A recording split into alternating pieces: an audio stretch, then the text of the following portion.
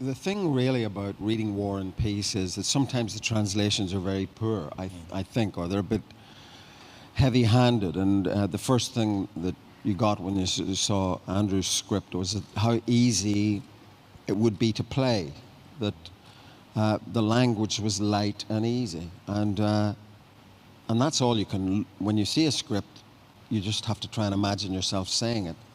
And if you can, then you might actually do it, you know. But so it's an incredible piece of work. And another of the stars, Stephen-Rea.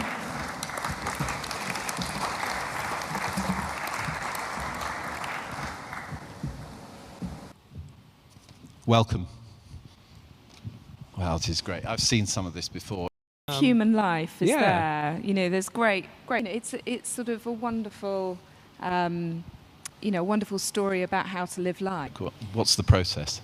Well, production-wise, obviously, in Andrew's view of it, that it was about youth and about young people, and it has a very, it's a process, you know, like any other production, but Throughout the whole, very best to it, because I think there's a sense of to be their very best and be their most ambitious.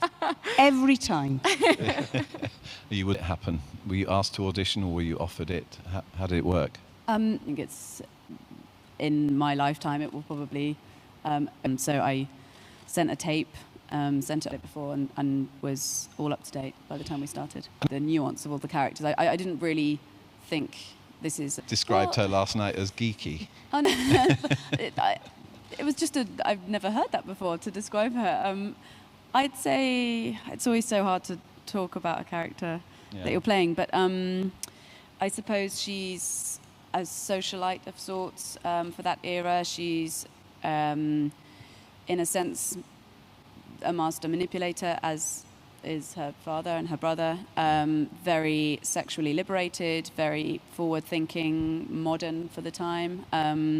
I think with the huge kind of European, obviously French influence in St. Petersburg at the time, she's very much a part of that very free culture. And yeah, I think I thought she was a lot of fun. I think she can sometimes be looked upon as kind of villainous, but I think she just knows what she wants and how to get it. Yeah, she's usually the villainess in any other adaptation I've seen. Intent. It's just that's what. Credit to you that when I read it, although she does all these horrible things and she's deceptive and manipulative, I really liked her. And I thought she was a really likable character. It's good, and that comes across, and it's important. Yeah. And it's important because it's Andrew's adaptation, and he's. As Vasily, how did you approach this role? Did you get it in the similar way as Tuppen described?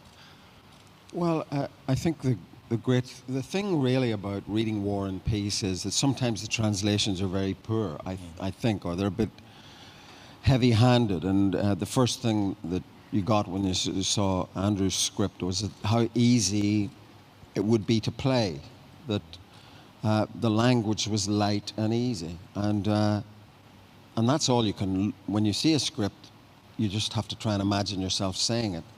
And if you can, then you might actually do it, you know. But so it's an incredible piece of work.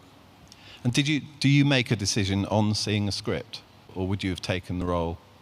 Oh, you have to have the script. I mean, you know, if you looked at the book, you might say, how am I going to do this? You know, it says that Vasily speaks very slowly, like an old-fashioned actor, and you know, most directors, their first note to you is, could you speed it up a bit, you know, so you wouldn't get very far with that, you know.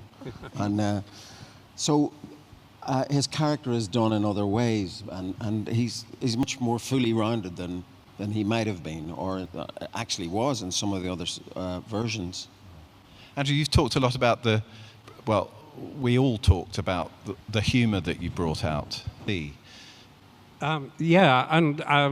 I think, and this whole tension of Vasily saying you intensity of the people and the melancholy, and I think it's so informed by their environment, and so for this, you know, classic novel, I think it's so important to be to be there for real. And yeah, I mean, you can't compare filming in those palaces. There's nothing like it anywhere else in the world.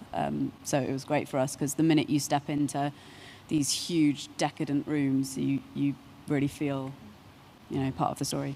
Stephen, is it a very different experience being on location as opposed to in a constructed set? I mean, or it's your job to pretend it's on location anyway? Well, no, there's things that you didn't have to pretend. I mean, if you're in a carriage driving in the snow in front of the Winter Palace, like, the story that's being told is immense just before you even open your mouth. So it's staggering, really. And as Tuppen says, you never realized those ballrooms were so big. So you have a whole sense of that society, how it was dominated by a few very rich people, you know, and fighting each other for what money there is, you know. And the wealth, I mean, the level of wealth in this society at that time is really important to try and bring that to the adaptation. You know, where we went to the more peasant and the countryside. There's an amazing establishing shot in this clip of the palace. Yeah. Wanted to take the chance to show you something. So. And Andrew.